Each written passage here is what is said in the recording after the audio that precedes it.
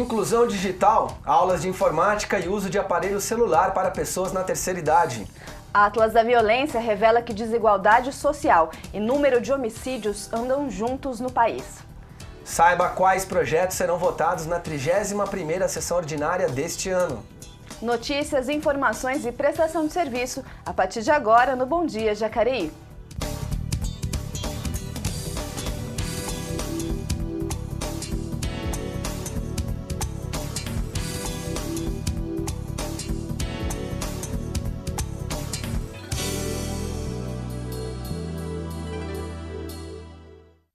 Olá, seja bem-vindo aqui mais uma vez ao Bom Dia Jacareí. Hoje, terça-feira, 2 de outubro, e começamos, como sempre, trazendo o nosso giro de notícias, os destaques, as informações. Agora sim, estamos aqui com o giro de notícias. Começamos com o Diário de Jacareí. Secretaria de Esportes de Jacareí abre inscrições para Olimpíadas Interbairros. Olha, as inscrições podem ser realizadas até o dia 11 de outubro, das 8 da manhã às 5 da tarde, lá mesmo na Secretaria dos Esportes, Secretaria de Esportes, que agora está ali na Praça dos Três Poderes, no antigo Piazza Hotel. Vamos lá, próxima notícia. Saúde em xeque. Após falhas, governo federal ameaça barrar obras no Vale. 7 das 9 obras em andamento na RM Vale correm o risco de perder investimento. Principais motivos são a paralisação ou atraso na execução das obras, porém há caso de uso indevido do dinheiro federal, de acordo com o Ministério da Saúde. Esse é o destaque do jornal O Vale. O próximo destaque, Folha de São Paulo. Moro abre delação em que Palocci relata propina ao PT. Há 6 dias da eleição, o juiz libera depoimento sobre Caixa 2 e corrupção na Petrobras. Próxima manchete, o Estado de São Paulo. Bolsonaro sobe 4 pontos e vai a 31%, Haddad fica em 21%. Esse é o resultado da pesquisa Ibope Estado TV Globo. Próxima manchete, Agência Senado. Eleitor votará em 2 candidatos ao Senado e voto repetido será anulado. Esses são os destaques desta manhã de terça-feira no nosso giro de notícias para começar o nosso Bom Dia Jacareí. Bom Dia Jacareí, que hoje recebe aqui no primeiro bloco o jornalista Márcio Martinelli. Bom dia, Márcio. Bom dia, Elton. Bom dia, Leilane. Bom dia a todos que assistem a TV Câmara Jacareí. Isso aí, Márcio, a gente amanhã, 38ª sessão ordinária. 31ª. 31ª, olha, eu já estou lá na frente já. 31ª, temos 3 projetos? Temos 3 projetos bastante leves em comparação com os anteriores que nós tivemos. O primeiro projeto é de autoria da mesa, é um projeto mais interno, o Elton, é um projeto de decreto legislativo que altera um pouco a estrutura administrativa aqui da Câmara Municipal de Jacareí, como você está vendo aí, de autoria da mesa, que compõe a Lucimar, o Abner e a vereadora Márcia Santos. É um projeto que interfere, que altera 5 cargos aqui na Câmara Municipal: assistente de telecomunicações, motorista de gabinete, secretária administrativa e agente de segurança. Estes primeiros 4 cargos, eles têm ainda, né, uma referência um pouco abaixo do que a administração aqui da Câmara prevê.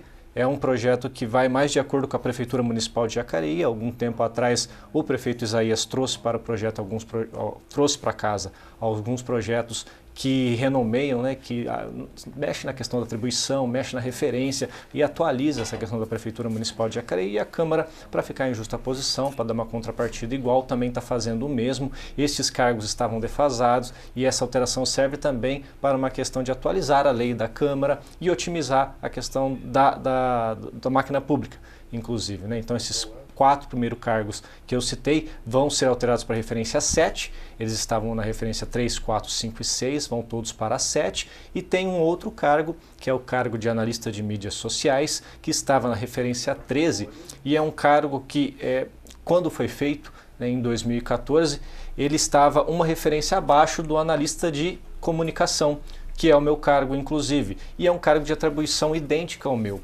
Tanto mídias sociais quanto a analista de comunicação possuem basicamente as mesmas atribuições e podem fazer as mesmas tarefas, mas ele havia uma defasagem em relação a isso, não se sabe por que quando o projeto foi criado acabou sendo assim, e para fazer justiça, como ela mesmo, como a própria Lucimar disse no projeto, para se fazer justiça, está alterando a referência deste cargo também, para equiparar ao analista de comunicação, Elton. Este é o projeto interno aqui da Câmara que mexe nessa estrutura, lembrando que vai causar um impacto muito baixo em relação ao orçamento, cerca de R$14 mil esse ano, muito abaixo em relação ao que pode entregar, e nos próximos 2 anos vai ficar em torno de R$35 mil, lembrando sempre que isso é dinheiro que volta para o servidor, para a eficiência da máquina pública, Elton. Legal. Aí temos então mais 2 projetos também, que são votações secretas, títulos de cidadania. São 2 títulos de cidadania de autoria do vereador Abner de Madureira, ambos do vereador Abner de Madureira. Não podemos divulgar neste momento o nome, mas se caso for aprovado, ambos os títulos deverão ser divulgados os nomes e sessões solenes deverão ser feitas em relação às pessoas que receberão essa homenagem. Então provavelmente na quinta-feira, né, o Rodrigo ou eu, quem estiver falando a respeito da ordem do dia, vai poder divulgar o nome, e a própria quarta-feira, quem estiver um pouco mais atualizado com a TV Câmara Jacareí, com o Facebook, vai poder inclusive saber quem são essas pessoas. Como a gente sempre reforça aqui, título de cidadania, votação secreta para não gerar constrangimentos caso não sejam aprovados os títulos. Exatamente, Elton. Legal, daqui a pouquinho a gente volta então. Amanhã tem sessão solene, tem tribuna livre, mas daqui a pouquinho a gente volta para o Márcio contar um pouquinho mais pra gente. A TV Câmara Jacareí preparou uma série especial para essa semana, que é a última antes das eleições. Vamos saber o papel de cada um dos cargos na disputa eleitoral do dia 7 de outubro. Presidente, governador, senador e deputados. Hoje a gente começa com deputados estaduais. Confira agora.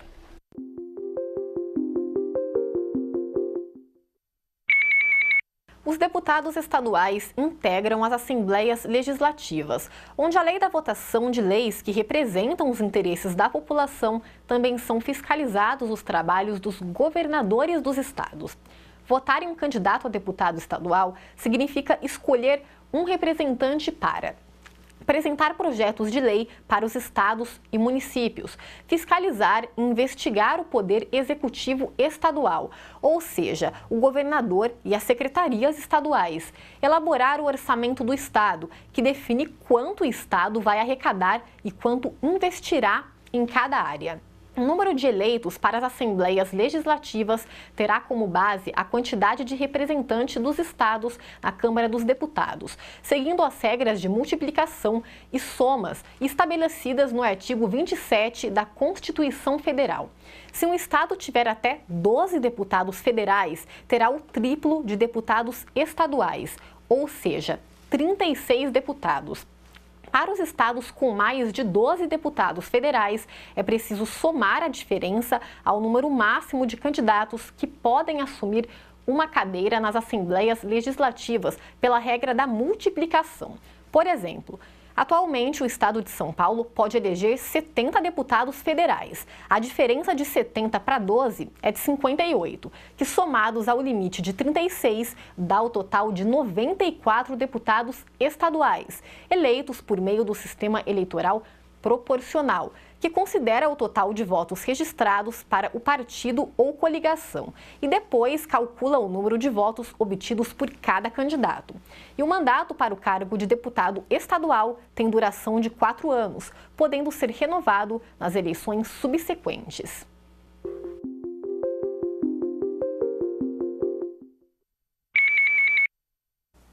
Tá aí então, deputado estadual, ainda ao longo da semana teremos os deputado federal, senador e presidente e governador. Vamos acompanhando aí, esclarecer cada vez mais, nunca custa reforçar, sobretudo as vésperas da eleição, né? Do dia 7. Sim, é importante, né? Criar essa consciência na população do que cada um é responsável, porque na hora de cobrar é importante a gente saber, né? Não adianta eu cobrar o Márcio de alguma coisa, sendo que eu não sei nem qual é a atividade dele que ele executa no dia a dia. Isso aí. Márcio, a gente já então falou dos projetos, né? Vamos acompanhar então como é que fica a nossa previsão do tempo, né? Com a Clima CPTEC INPE. Vamos ver se começa esse tempo que começou hoje com neblina, terça-feira com névoa aqui na cidade de Jacareí, mas ao longo do dia vai ser um dia de bastante calor, de tempo abafado, com o sol aparecendo em algumas ao longo aí do dia. Teremos pouca nebulosidade, com a umidade relativa do ar ficando em 76%, com apenas 22% de chances de chuva. A mínima fica em 18 graus e a máxima pode chegar aos 31. Amanhã vamos ter praticamente uma repetição do que foi hoje, né? O dia abafado, com o sol aparecendo ao longo do dia, algumas nuvens ainda permanecendo no céu de Jacareí. A umidade do ar deve marcar 62%, com 14% de possibilidade de chuva, e os termômetros variam entre 19 graus de mínima e 31 graus de máxima. Bom, é isso aí. Tá, então a previsão do tempo, né? Amanhã a gente tem sessão solene. Qual é o assunto que vai ser tratado? Quem vai ser homenageado amanhã na sessão solene, Márcio? Amanhã é uma sessão solene que versa a respeito das pessoas que conscientizem o próximo e também protegem os animais, né? Uma sessão solene que vem sendo feita anualmente. No caso de amanhã, quem vai ser homenageada é a Fátima, que é bastante conhecida neste meio, inclusive pela própria vereadora Sônia Patas da Amizade, que está sempre fazendo aí uma dobradinha com ela. A Fátima, que ela é a criadora do chamado Cantinho do Miau. Atualmente, inclusive, a gente estava lendo a respeito da biografia dela. Neste momento existem mais de 140 gatos lá. Cantinho ou cheirinho de cheirinho. Miau? Cheirinho de Miau. Estou confundindo com o cantinho da Ceci. Tem o cantinho, Tem o cantinho da Ceci, que foi exclusivo do ano passado. Isso, o cheirinho do Miau é o da Fátima Ramos, que vai ser homenageada amanhã. Então ela deve estar aqui para receber a sua homenagem. E ela, claro, deve discursar a respeito de algum tempo e vai falar um pouco a respeito deste tema, que é a proteção e a conscientização em relação aos animais. Acontece, então, dentro da sessão ordinária essa homenagem. Dentro da sessão ordinária, mais uma vez, a Lucimar fazendo equacionando aquela questão dos gastos públicos, não permitindo que muitas coisas aconteçam no período noturno, para que, inclusive, funcionários, água, luz, telefone possa ser um pouco mais economizado. Ô Márcio, temos também tribuna livre amanhã. Temos uma tribuna livre, estamos tendo muitas tribunas livres nos últimos tempos, isso é muito bom, né? As pessoas estão cada vez mais se inscrevendo e podendo falar os seus 10, 12 minutos aqui. No caso de amanhã, será o Roberto Coimbra do Prado, que é presidente da Associação dos Ex-Combatentes do Brasil. Ele que vem, aliás, do Brasil? Isso, do Brasil mesmo. Ele vem falar a respeito do Plano Diretor de Desenvolvimento Integrado de Jacareí. Vamos aguardar para ver o que o Roberto tem a dizer. O Plano Diretor, inclusive, que nas próximas sessões deverá parecer aí um dos projetos, talvez o projeto mais importante dos próximos 3 anos. 2, 3 anos, digamos assim. Então vamos ver o que o Roberto tem para acrescentar em relação ao plano diretor da nossa cidade. Perdão, Elton, falando sobre plano diretor, vão acontecer a partir de agora de outubro várias sessões, várias audiências. Você pode entrar no site da prefeitura, que lá tem o local. Vão acontecer nos bairros, inclusive para a população realmente poder participar, para a população ter voz e para que eles possam, né, indicar ali o que acredita que seja melhor para a nossa cidade em relação ao plano diretor. Então fique atento aí no site da prefeitura para você acompanhar onde essas audiências vão acontecer. E ainda essa semana, o Bom Dia Jacareí fez um convite, né, para que a prefeitura envie o seu representante aqui no programa para explicar como vai ser feito esse processo de construção, de diálogo com a sociedade em relação ao plano diretor da cidade.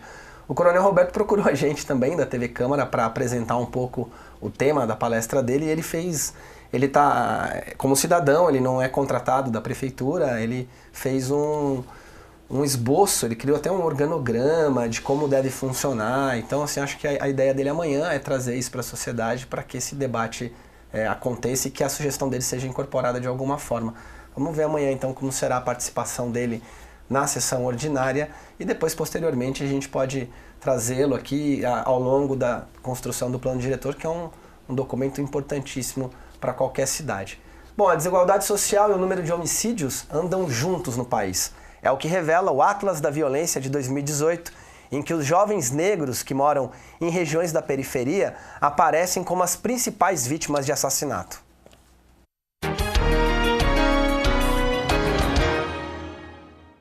O Atlas da Violência, debatido na Comissão de Direitos Humanos, mostra que as vítimas têm cor, idade, classe social e gênero definidos.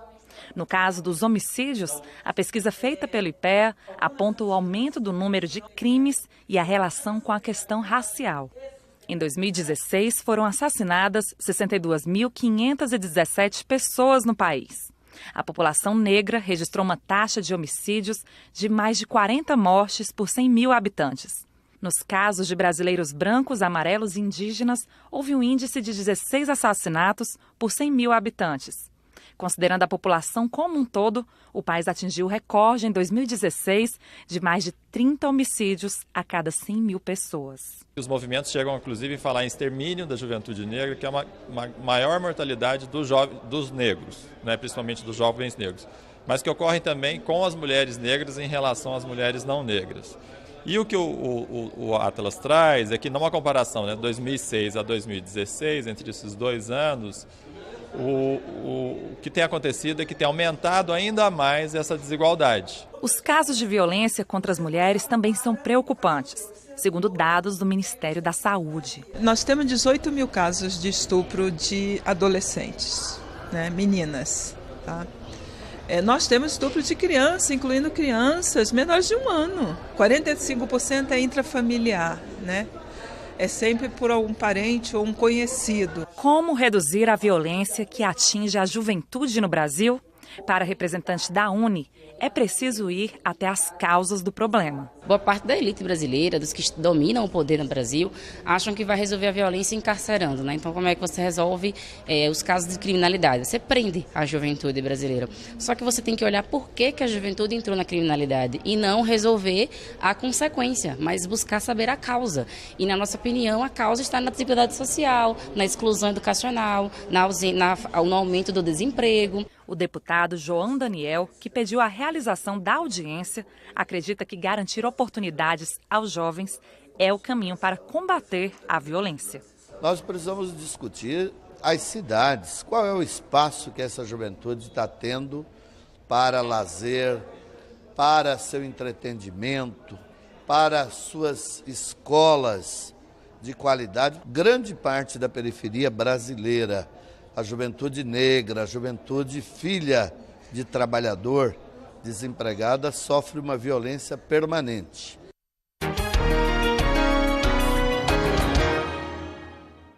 Aí o Atlas da Violência 2018 traça esse paralelo, né, entre a juventude negra, a desigualdade social e a violência. A gente está falando muito mais da violência na sua raiz, né, como consequência. É uma visão que destoa muitas vezes do senso comum, né, Márcio?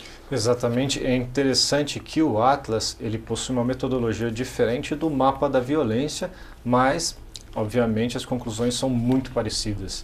Né? Eu não recordo, o Atlas é um pouco menos divulgado do que o mapa, mas eu me recordo que o mapa de 2016, inclusive esse Atlas também foi de 2016, pelo que eu vi, cerca de 60 mil mortes por ano, né? Em 2016, no caso, 60 mil homicídios por arma de fogo por ano. O mapa da violência faz essa contraposição em relação a estados. Então, por exemplo, ele fala em relação ao negro e ao branco que apenas 3 estados do Brasil mataram-se mais brancos do que negros por arma de fogo, que era, se eu não me engano, Tocantins, Paraná e Acre. Esses 3 estados haviam mais homicídios por arma de fogo em relação a brancos, inclusive era o dobro. Curiosamente, se nós pegarmos os estados do Nordeste e do Norte, Sergipe, Rio Grande do Norte e Alagoas, a proporção é tão alta que daria basicamente, foram 60 brancos assassinados por 100 mil, né, em relação a 1.700 negros. Então, é por isso que é tão difícil da gente fazer a interpretação quando se fala em relação a etnias, a branco e a negro. Enquanto no Brasil você tem alguns pontos específicos em que as histórias de colonização foram diferentes do que na questão do Nordeste e do Norte. Para você ter uma ideia, em Alagoas é 71 mortes por habitantes, a cada 100 mil habitantes por arma de fogo, 71 pessoas por 100 mil. No Rio de Janeiro, que se fala que é muita violência, é de 21. Né, e de 21 já é um índice altíssimo em relação a países, em padrões, não estou nem falando em padrões europeus, estou falando em padrões americanos mesmo. Até porque o Brasil ocupa o 10º em relação a homicídios por arma de fogo no mundo, esse de 2012. E desses 15 primeiros, todos eles são americanos, do continente americano. Né, e o Brasil está em 10º. O Brasil está na frente, inclusive, de países como Chile, países como Nicarágua. Né, então é uma situação delicadíssima. A questão da arma de fogo está muito atrelada à questão do negro, porque é a ferramenta maior usada para homicídio. E a gente parece que cada ano, a gente ainda não sabe especificamente definir se as pesquisas que aumentam, e aí você consegue ter uma abrangência melhor dos números, ou se de fato a violência aumenta junto, ou se é os dois. É por isso que é tão difícil a gente definir um pouco sobre isso também. E aí, no caso, né, essa questão da raça está muito ligada à questão social, né, Márcio? Não é uma questão... a gente está mostrando a vitimização, né, a questão... Você vê aqui que, olha, os jovens negros que moram em regiões da periferia são as principais vítimas de assassinato. Quer dizer, é uma questão social que tem que ser discutida, como foi falado na matéria, de forma mais abrangente, né? Outras questões que levam à violência, que levam a juventude a se envolver com esse tipo de coisa. Sem dúvida, a pobreza é de fato o número 1 em relação à questão do homicídio, isso não tem a dúvida, né? A predisposição, a definição, o local onde você nasce está totalmente atrelado a esses números, e a maior prova disso é de fato que os países com maior poder econômico são os países que menos possuem problemas em relação a isso. O Japão, por exemplo, nós temos Japão, Luxemburgo, Escócia, esses países não tiveram mortes por arma de fogo. E não estamos nem falando em relação a etnias. Se a gente entrar em questão de etnias, que lá é diferente, não existe o negro, existe outras, mas existe enfrentamento de etnias diferentes, não existe. E é justamente os países economicamente maiores. Em contraposição, em países aqui da América do Norte, em que possui esse histórico de colonização, esse histórico de problemas com raças, né, problemas com etnias, o número chega a ser de 20, de 30, de 40,0 a cada 100 mil habitantes. É muito alto. Quando a gente fala em periferia, né, e aí entra a falta de oportunidade mesmo, né? Falta de educação, falta de acesso à cultura, falta de acesso a infinitas coisas que pessoas que nascem em classes mais privilegiadas têm acesso facilmente, né? Então essa questão da pobreza está atrelada também à educação. A desigualdade é o fator número 1, sem dúvida. Não existe solução fácil para esse problema. Vamos voltar aqui para a nossa Câmara Municipal para acompanhar as atividades dos nossos parlamentares no quadro Momento Legislativo. Vamos acompanhar aqui o Momento Legislativo hoje. Começamos com o vereador Arildo Batista, que pede medidas para tentar prevenir casos de violência e acidentes para as regiões leste e oeste de Jacareí.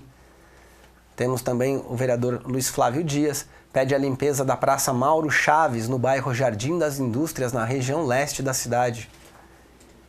E a vereadora Sônia Patas da Amizade, do PSB, que pede informações à Prefeitura sobre a contratação de professores efetivos e suas atribuições.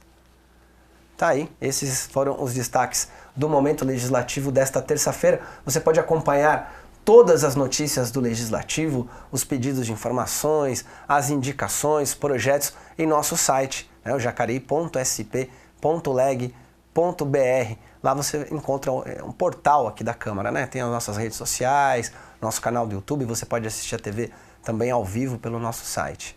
É isso aí.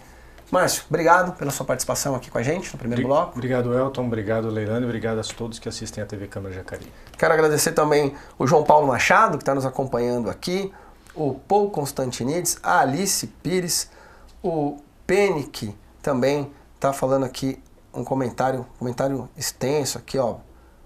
É a música Haiti, na verdade. Ele postou aqui a música Haiti, Caetano e Gil. A música Haiti. O Eric Sprovieri está nos assistindo. Aí, Márcio, trabalhou aqui com a gente na Câmara.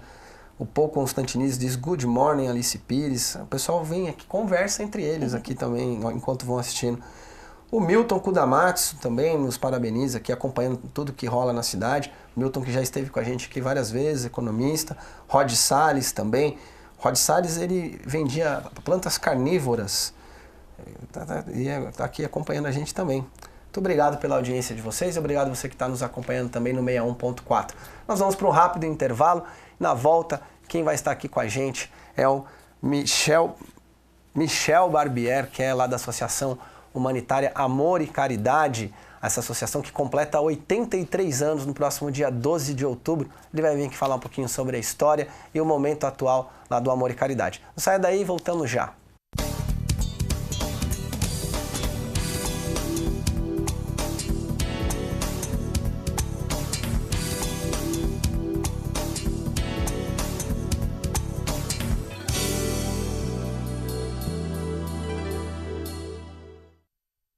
Conheça os projetos em tramitação na Câmara Municipal de Jacareí. Participe e dê sua opinião. jacareí.sp.leg.br.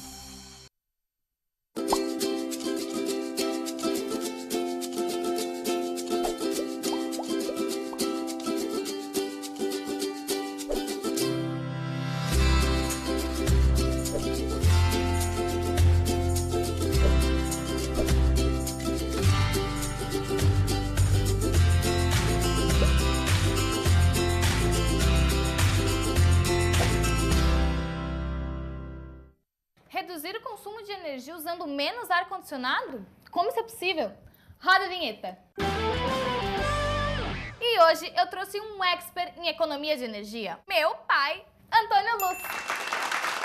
O Antônio Luz. Alô, olhando para a câmera. É. Alô? Ali, ó. Internet, câmera? Não, pai. Foca no ar-condicionado, né? Ah, tá. Para você economizar usando o ar-condicionado, você deve usá-lo de forma consciente. Para começar, você deve fechar as portas e as janelas quando você for ligar o ar. E o que mais, assim, você recomenda pra gente fazer? Você não precisa colocar a temperatura do Polo Sul. Por quê? Você só precisa de uma temperatura ambiente gostosa. Porque senão, quanto mais frio, mais vai ser seu gasto. Depois não diga que eu não avisei, tá? Pai, tô impressionada. Suas dicas são fantásticas. Obrigada. E você, Miade, eu troco likes Como é que comigo. é, mijar? Depois eu te falo, linguajar. pai, depois eu explico, não atrapalha. Mostra pro seu amigo, pro seu vizinho, pro seu professor. E use mais o bom senso, use menos energia. Mas Isso assim, mesmo. assim, pai. Assim? Tchau. Tchau, bye. Sorri, ai, para no sorriso.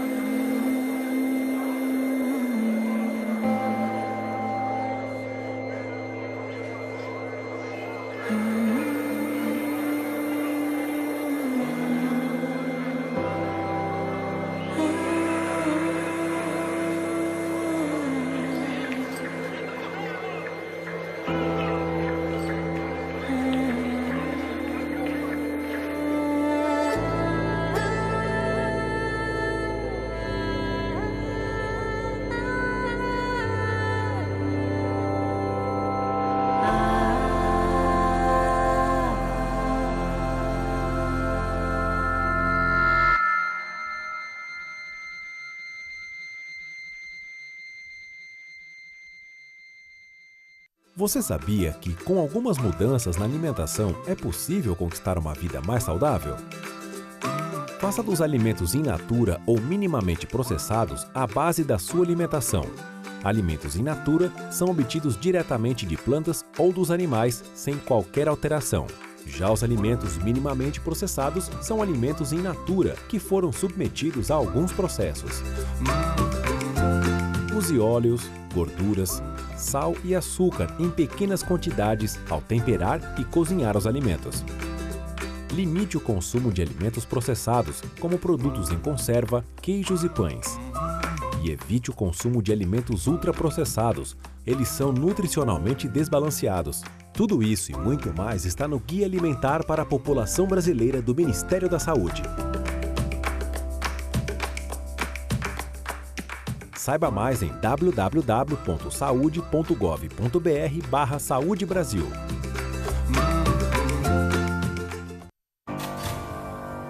A ditadura foi uma época de violação de direitos. E muitos dos documentos que contavam os detalhes sobre os crimes cometidos foram censurados, escondidos ou destruídos. Hoje, muitos deles estão disponíveis no site bnmdigital.mpf.mp.br. Acesse, pesquise e não deixe a história desaparecer, muito menos se repetir.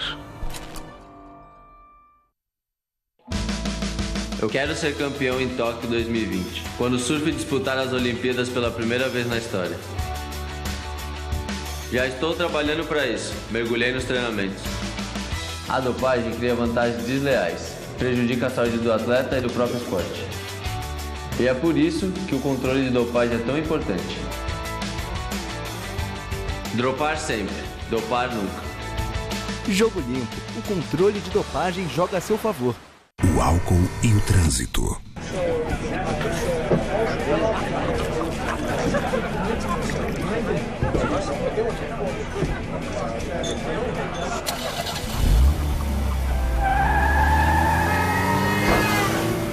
No trânsito, pequenas decisões podem fazer a diferença entre a vida e a morte.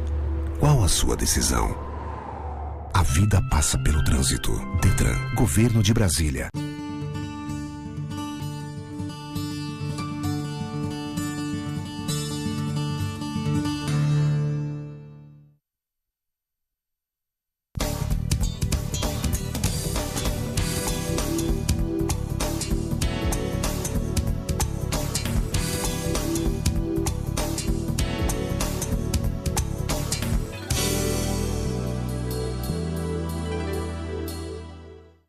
Estamos de volta com Bom Dia Jacareí, já conosco Michel Barbieri, da Associação Humanitária Amor e Caridade. Bom dia, Michel, obrigado pela tua presença aqui. Bom dia. Isso aí. Essa semana, né, dia 1º, Leilani, dia 1º, dia do idoso. Ontem, inclusive, quero mandar um abraço para o pessoal do Conselho Municipal do Idoso, que realizou uma festa com mais de 600 pessoas.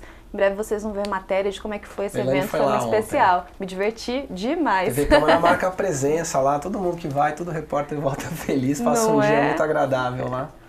Tchau, a gente está...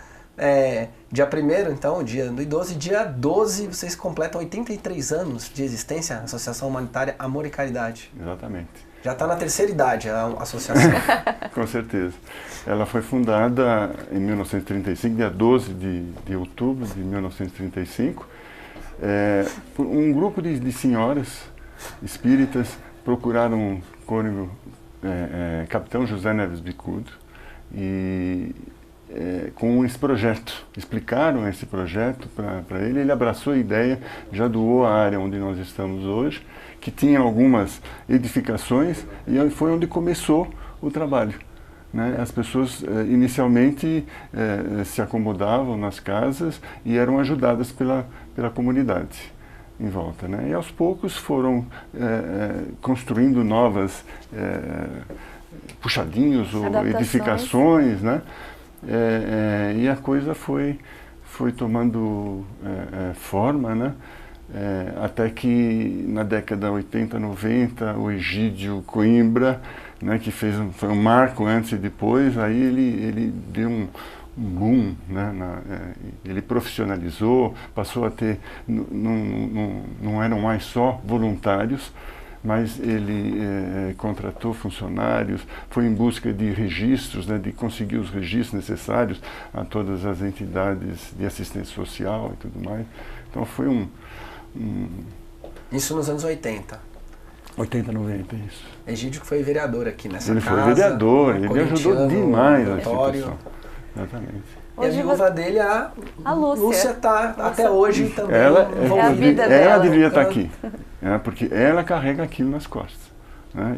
Minha preocupação, como eu sempre digo, é não atrapalhar. Eu procuro não atrapalhar, porque ela leva aquilo lá, tem um amor por... Todos nós temos, né? Mas ela... Hoje, quantas pessoas estão envolvidas? Você falou entre voluntários e funcionários contratados. Nós temos 30 funcionários. 30 funcionários que recebem, estão contratados para trabalhar lá. É uma entidade... E mais ou menos o mesmo tanto de voluntários, assim, aqueles que são mais assíduos, aqueles que vêm para fazer companhia para os idosos, para ajudar, para dar de alimentação, e aqueles que nos ajudam nos eventos. Né? São muitos eventos que a gente faz para arrecadar recursos. É importante a gente destacar, né, Michel, que vocês dependem totalmente dessa arrecadação de recursos para manter. São mais de 50 idosos São hoje 50 fixos idosos, lá, né? Exatamente. Então vocês trabalham justamente com projetos, com eventos, para conseguir arrecadar esses fundos para desenvolver os trabalhos lá no asilo? Com certeza. Nós temos os idosos que nos dão mais ou menos 30% do nosso gasto, né, através das suas 70% das aposentadorias que eles recebem. Aqueles que têm, porque aqueles que não têm não pagam nada. Né? A instituição é filantrópica. Tem o governo, que o municipal aqui dá uma ajuda maior, né? As esferas estaduais e federal, a ajuda que eles dão é simbólica. Né? E aí o resto, isso dá mais ou menos 40%, né? Juntando os idosos mais essas verbas. E o resto a gente tem que ir atrás, né? Através de eventos e doações de alimentos, etc, etc. São contínuas aí ao longo do ano, tem épocas que é mais difícil conseguir essas doações, o engajamento das pessoas. Eu imagino que na época do período de Natal, as pessoas estão mais abertas a essas questões da solidariedade, mas ao longo do ano, como é que... É justamente no final do ano que a gente, quando as pessoas estão assim mais abertas, mais sensíveis, né, que nós precisamos mais, porque tem o 13º dos funcionários, né, e aí não adianta doar só alimento. Tá certo, que alimento a gente não vai gastar para comprar, mas a gente não pode dar um saco de arroz para pagar o 13º, a gente tem que dar dinheiro. Né? Então a gente tem que fazer dinheiro em cima, e a população, nós temos alguns projetos, por exemplo, o Casa da Moeda Feliz, né? As pessoas no começo do ano elas pegam a sua casinha, a gente até brinca, né? Você tem possuidor de uma casinha, eles assinam um contratinho simbólico e com o objetivo de trazer, com a meta de trazer essa casinha cheia de moedas ou de dinheiro, uns 300, 400 reais no final do ano, que é quando a gente precisa pagar o 13º, né? Isso tem nos ajudado bastante. É um cofrinho, né? Formato de casa. Nós já tivemos um aqui na redação da TV Câmara Jacareí. Foi até eu que trouxe. Exatamente. Bom, a gente vai fazer um intervalinho na conversa, daqui a pouquinho a gente volta, a gente vai mudar um pouquinho de assunto. Mudar não, na verdade a gente vai falar sobre direitos humanos. A Declaração Universal dos Direitos Humanos completou 70 anos agora em 2018. Hoje você acompanha o segundo episódio da série produzida pela TV Câmara Brasília, que desta vez trata sobre a violação desses direitos.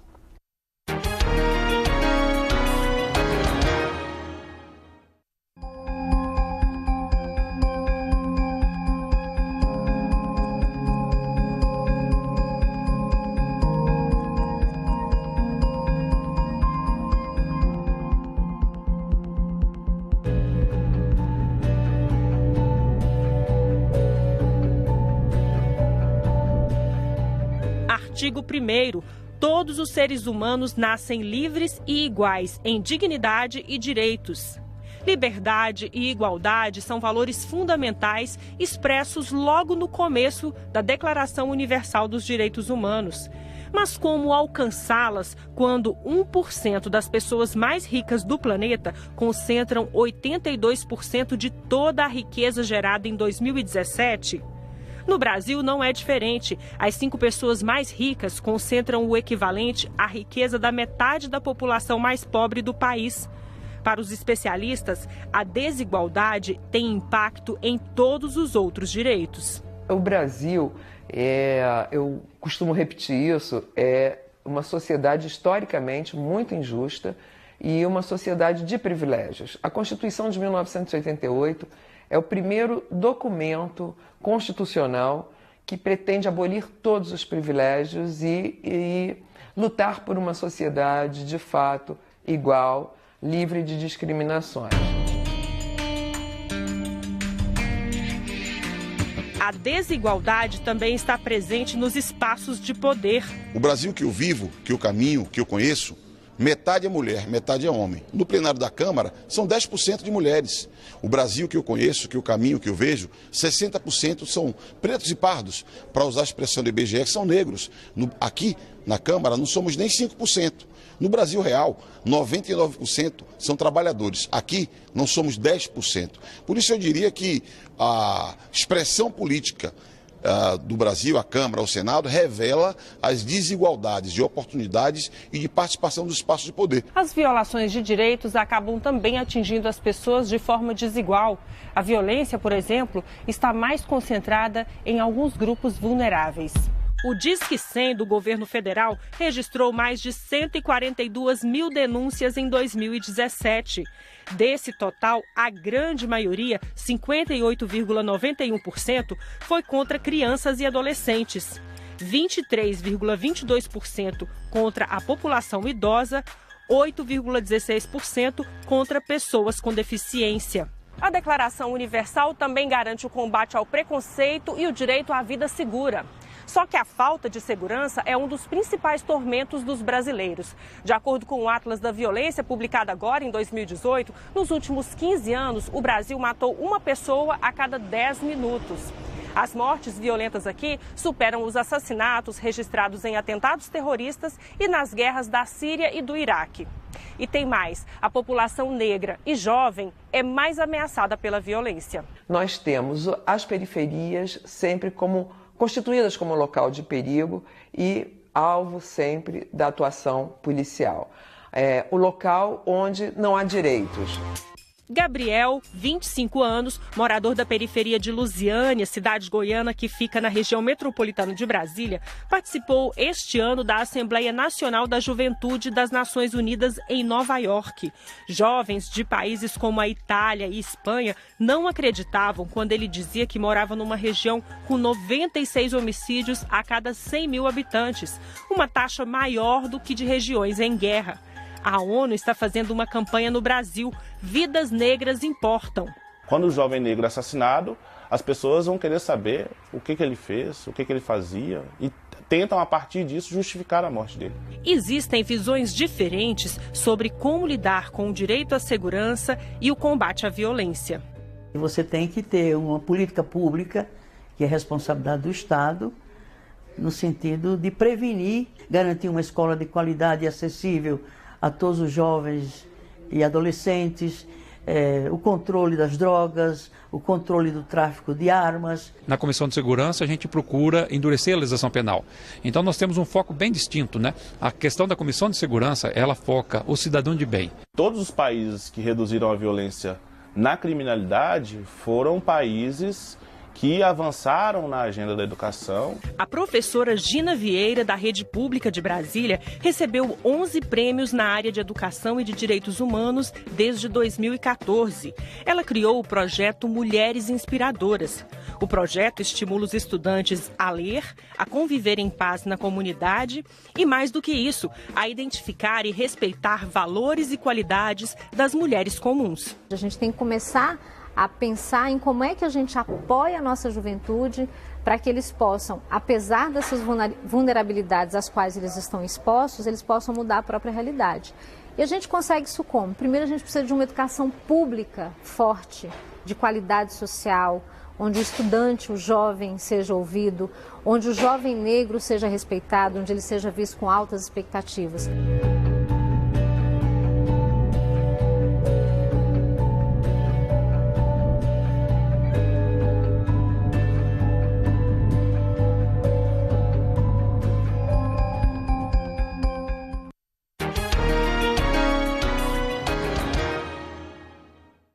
Tá aí mais uma reportagem da série da TV Câmara Brasília, da rede legislativa, a qual a TV Câmara Jacareí faz parte, em comemoração aos 70 anos dos direitos humanos. Ainda até sexta-feira veremos mais 2 reportagens desta série. Michel, a gente viu ali que os idosos, né, no Disque 100, quase 30% das denúncias são em relação à violência contra o idoso.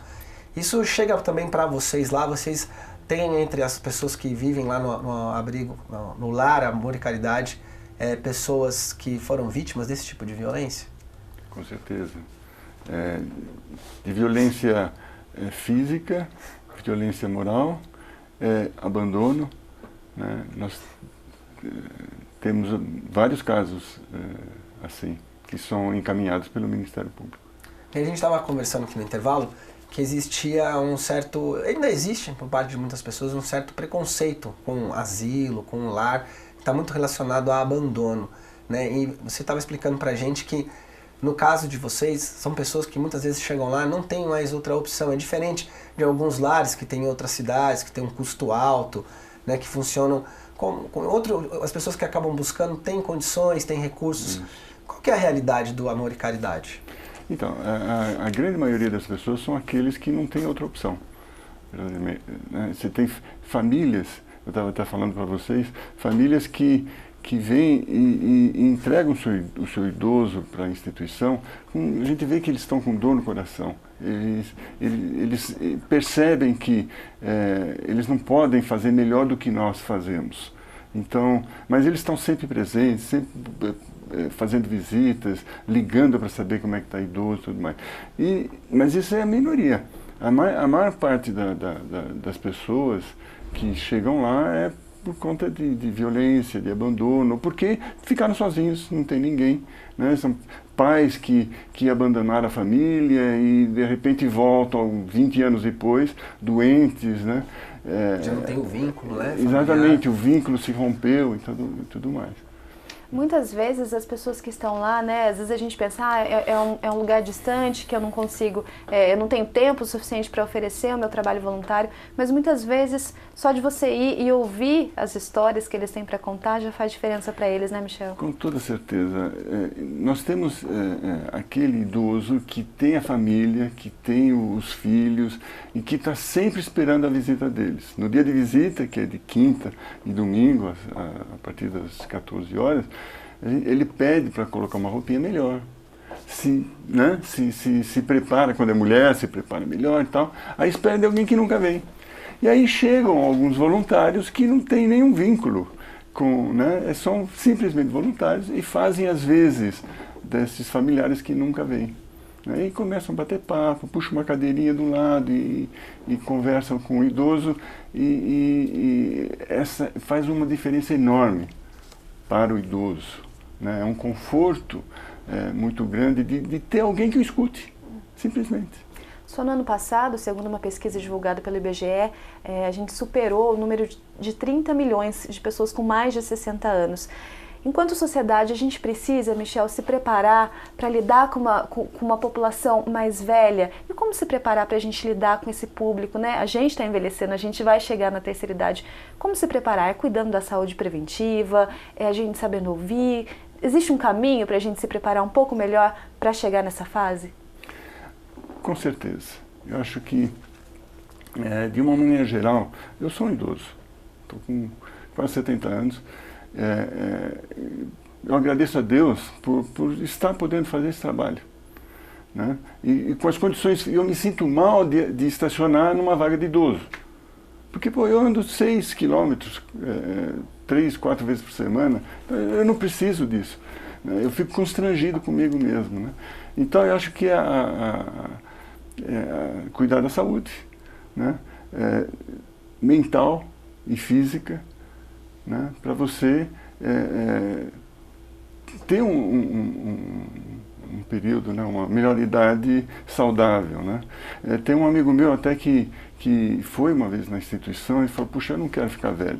Então você quer morrer, né? Porque todos nós vamos passar por isso, né? Então se é assim, então vamos cuidar de nós com 18 anos, já nos preocupando em ter uma vida saudável, uma juventude, uma adolescência saudável, para quando chegar em 70, 80 anos, ter uma qualidade de vida boa. Todos os dias a gente está envelhecendo, né?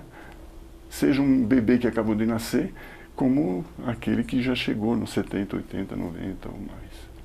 Bom, falando desse assunto, né, da gente se preparar, a gente está falando de vários desafios que a terceira idade traz. E um desses desafios é a inclusão digital. Uma iniciativa aqui de Jacareí proporcionou aulas de informática e utilização de aparelhos celulares para idosos. Você confere agora na reportagem de Tamires Vick e Emerson Galati.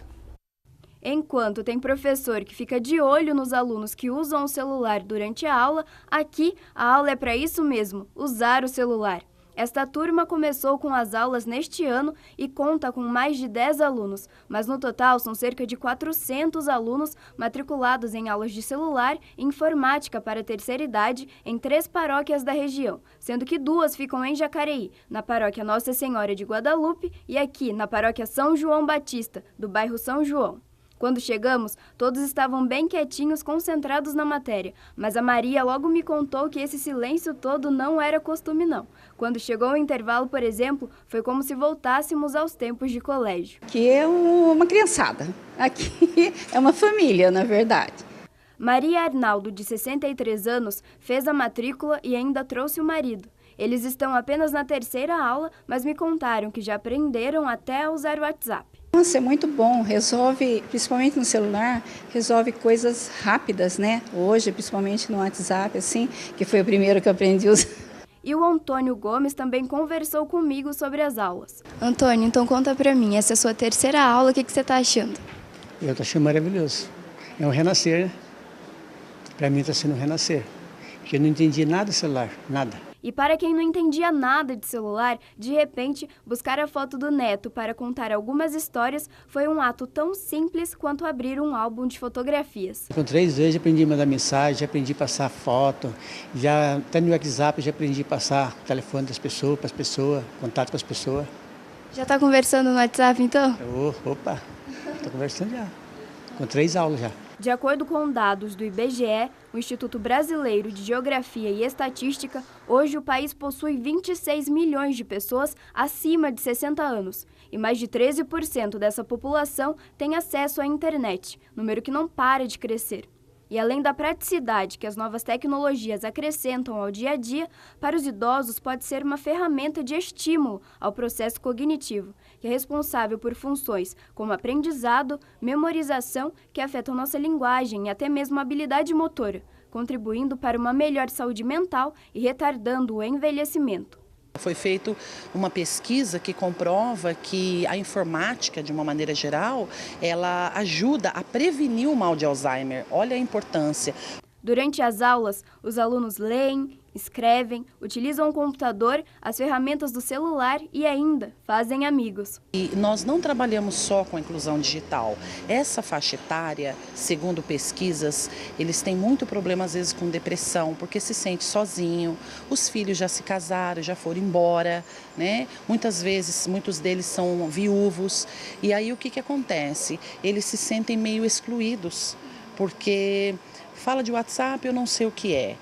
Manda um e-mail, também não sei o que é. O que é um Instagram? Eles vão aprender, sabia? Eles vão aprender até o Instagram. Eu gosto muito, é muito bom aqui a gente, além de aprender coisas novas e necessita hoje no dia a dia, a gente forma uma amizade gostosa, adquirir conhecimentos, valores novos. Eu achei que nunca ia aprender, mas agora chegou a minha vez. Uma foto para guardar da aula em que todos aprenderam sobre galeria. Na hora de ir embora, a vontade mesmo foi de fazer uma matrícula também. Tá aí, legal, muito legal. A gente tá falando aqui no Bastidores que a questão da inclusão digital, Michel, é como se, às vezes, a gente escuta, né, do pessoal que fez esse curso, ele se sentia como se não estivesse participando do mundo, estivesse fora, né? Esse mundo da internet, essa realidade não presencial é muito forte ali, ocupa uma parcela muito importante das relações que a gente estabelece no mundo de hoje, né? Vocês têm alguma iniciativa lá nessa área? Que outras iniciativas vocês têm? Você falou dessa questão da saúde mental, de se manter ativo.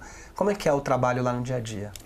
Então, nós costumamos dizer que nós não deixamos eles ficarem muito quietos, não, né? A gente tem sempre atividades relacionadas à movimentação, o cognitivo, trabalhos manuais, né? Dançoterapia.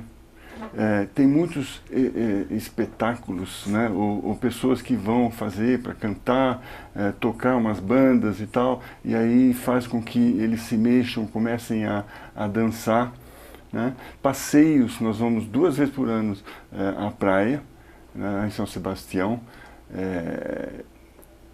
Aparecida, Guararema, enfim, sempre que a gente pode, sempre que alguém, uma boa alma, se disponibiliza a nos ajudar no transporte, porque não é fácil, né? Questão da logística, tem né? muitos cadeirantes e tal, né? Então nós estamos sempre fazendo alguma coisa no sentido de fazer com que eles se mexam, né? Se interessem por alguma coisa, entendeu? Para não ficarem parados. Durante a visita, por exemplo, nós desligamos as televisões, para evitar que o parente que vem visitar fique olhando televisão em vez de conversar com o idoso. A gente desliga, tem alguns que acham ruim com a gente, mas o objetivo é justamente esse, fazer com que haja uma interação entre ele, que está lá só uma vez por semana, e o idoso, às vezes nem uma vez por semana, uma vez por mês. Queria que você falasse de alguns projetos que vocês têm lá. Tem o projeto do óleo, você falou do projeto da casinha, mas tem outros projetos também que as pessoas podem se envolver para ajudar a associação. O projeto do óleo de cozinha, óleo usado de cozinha, nós montamos uma estrutura e fomos premiados em 3 vezes pela Fundação Volkswagen nesse projeto, que recolhe, né, a gente faz a coleta, ganhamos um carro da Fundação Volkswagen para fazer esse trabalho, e aí a gente vende esse óleo para um parceiro que vai dar uma destinação ecológica para esse produto, né? E isso nos dá aí uma receita de quase R$12.000 por ano, né? E que a gente está tentando aumentar. Então, se a população reservar esse óleo e nos doar ou nos pontos de coleta que existem pela cidade, isso vai nos ajudar muito. Como que eu participo? Eu pego esse óleo lá, eu fritei, ponho numa garrafinha, se no meu prédio não tiver um ponto de coleta, o que eu levo lá para vocês? Onde estão esses pontos de coleta? Então, eu sempre enfatizo, parece uma coisa simples, mas é importante. Pegar, por exemplo, reservar o óleo de fritura numa garrafa PET. Escolha uma garrafa PET que não vaze, né, que esteja em boas condições e que tenha tampa. E não trazer a primeira fritada, o óleo da primeira fritada, esperar encher, porque já está poluindo contaminando aquela garrafa, né? Então espera encher, uma vez que está cheia, fecha bem, coloca num saquinho e traz num ponto, na associação ou num ponto de coleta, numa escola. Tem muitas escolas que colaboram com a gente, assim como restaurantes, pastelarias e tudo mais, né? Mas para a população, o que eu recomendo é isso daí. Colocar numa garrafa PET e encher ela todinha e vindo lá. Ou, de repente, num condomínio, fazer com que aquele condomínio seja um ponto de coleta nosso, né? Aí coloca as suas garrafas PET ou despeja num coletor que a gente disponibiliza no condomínio, assim como a gente faz em restaurantes. E quando ele estiver cheio, a gente leva uma vazia e traz um síndico aí que está nos assistindo. Exatamente. Entra em contato com vocês para colocar um ponto de coleta lá. A gente tem um contato aí que pode aparecer na tela. O endereço também. O endereço, o telefone. Mas vocês também têm outros projetos, né? Nota Fiscal Paulista pode ser designada pro lar. Também tem o programa Adote um Idoso. Fala um pouquinho mais sobre essas ações. Então, o Nota Fiscal Paulista é uma fonte importante, ele voltou a ser, né, porque mexeu e agora voltou a ser uma fonte importante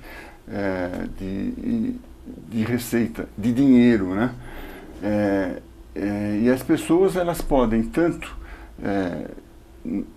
coletar notas fiscais no mercado onde elas costumam fazer suas compras, como doar diretamente. Agora o sistema da Nota Fiscal Paulista, ele permite que a pessoa registre as suas notas e automaticamente já doa para a instituição que ela de sua preferência. E como é que funciona esse processo? Eu registro na hora, no caixa? Com o nome da associação, como é que funciona? Registra no seu próprio nome, né, com o seu CPF, e isso daí já cai no Nota Fiscal Paulista dela, que ela tem que ter uma conta para isso, e se ela já fez essa programação, esse dinheiro automaticamente vai para a associação. Na hora de ser restituído, então, desse valor da Nota Fiscal Paulista, esse dinheiro vai como se fosse um depósito direto para vocês. Exatamente. Perfeito. Na nossa conta da Nota Fiscal Paulista, que é liberada 2 vezes por ano. Né? Legal. Tem também o projeto Adote, só esse que acho que é bem importante, que começa logo no início do ano, que é o projeto Adote um Idoso, né? Como é que funciona, Michel? A ideia do Adote um Idoso é alguém que queira adotar, literalmente, o idoso, né? Então é ir conhecer o idoso, conversar com ele, como se fosse um parente, né? E aí ver, ele está com uma camisa meio surrada, tá? O que você está precisando? E começar a prover as suas necessidades, né? Agora, a gente precisa tomar cuidado. Às vezes o idoso, eles são danados, né? O diabético, ele adora doce, e aí ele acaba chegando e, me traz uma balinha, me traz um doce. Não faça isso, por favor. A alimentação pode até trazer, mas entrega pra gente, porque nossa nutricionista é muito brava, e com razão, né? Porque isso vai fazer mal para o idoso, né? Então, em termos de alimentação, pode até ajudar, trazendo ou pagando alguma coisa, mas é alguém que vai fazer um carinho, né? O mais importante de tudo é o carinho, né? E aí vê quais são as necessidades dele e como se fosse um parente e cuidando dele. Essa presença, né? A presença é tudo na vida do idoso, né? Um carinho, um afeto, um olhar, às vezes não fala nada. Só olhar um na cara do outro, pronto, aquilo já muda o tônus de vida do idoso.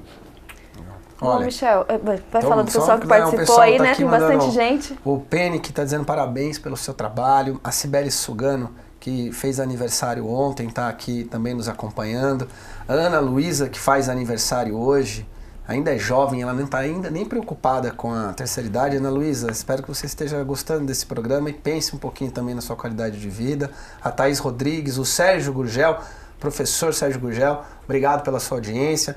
O Isaías Menezes, o Mauro Gará, que está conversando com o Paul aqui, está falando Calimera, Paul, eles são gregos, eles estão falando em grego, literalmente.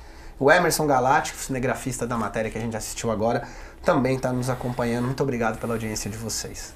Bom, agradecer, né, sua presença aqui, parabenizar o trabalho que vocês realizam lá no Amor e Caridade, mandar também um abraço para a Lúcia, para a Beatriz, para o pessoal que trabalha, que doa a vida, né, como você falou. Só queria que você reforçasse mais uma vez o contato para que as pessoas possam fazer doações e visitar lá o asilo, como é que funciona, o telefone, o endereço, por favor, Michel.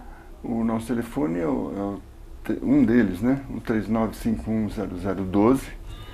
E o endereço é Cônigo José Bento 579, no centro de Jacareí.